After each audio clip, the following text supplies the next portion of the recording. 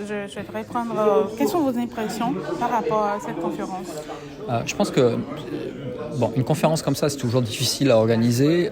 C'est à l'honneur du Grand Orient de France d'aborder ces sujets qui sont pas simples, qui sont prégnants, même si, comme ça a été dit, c'est pas dans le feu de l'actualité, mais finalement, c'est là depuis toujours. Donc, il y a de la passion. Maintenant, je trouve qu'il y a quand même des progrès. On voit que j'allais dire des deux parties, il n'y a pas deux camps. Je pense que les protagonistes des deux bords ont envie quand même de trouver un chemin vers une entente plus importante.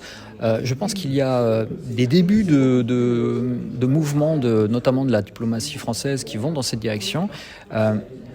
On l'entend pas, ou alors peut-être la communication ne passe pas bien, elle est peut-être pas assez bien faite. En tout cas, il y a un regard encore méfiant de biais sur pas mal de sujets, et là il y a peut-être un sujet à travailler.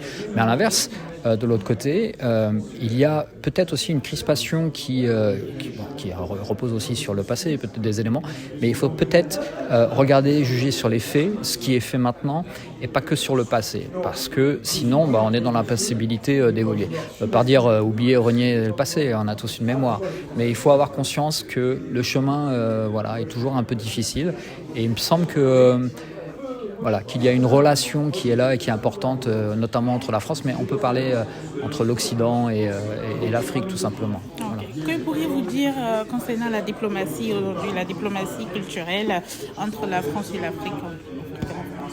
C'est du même acabit. Il y a nécessairement derrière la culture aussi un rayonnement d'un État. Donc j'imagine, je ne connais pas tout ce qui est mis en place par la France pour faire rayonner sa culture. On a parlé de la francophonie, etc.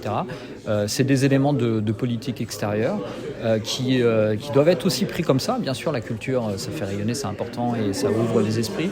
Mais c'est aussi ça. Mais à l'inverse, l'Afrique a aussi, les pays africains ont aussi des actions à mener, peut-être avec encore plus de force, et se faire entendre, peut-être... Je pense peut-être encore plus sur un sujet en France où on voit que les questions, sur les questions identitaires, nationalistes, où on voit que c'est l'actualité en ce moment dans ce pays.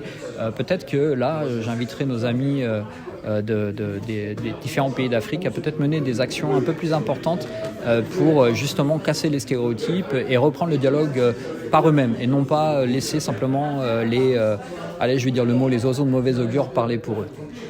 D'accord. Auriez-vous des recommandations par rapport à l'organisation de ce genre aux membres? Non, je trouve que l'organisation est très bien.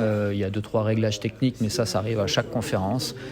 Je pense que c'est toujours délicat aussi parce qu'il y a beaucoup de questions, beaucoup de personnes, donc on ne peut pas répondre, il y a nécessairement des règles.